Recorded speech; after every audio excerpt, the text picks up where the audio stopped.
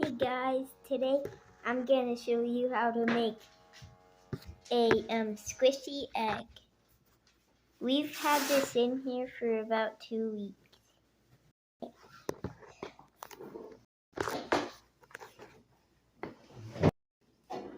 So this squishy egg,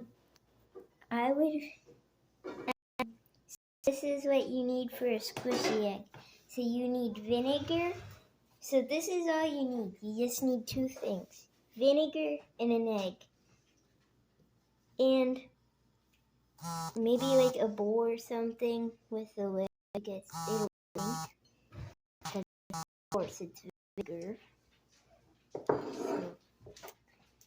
So you'll need an egg and then put it inside of this container.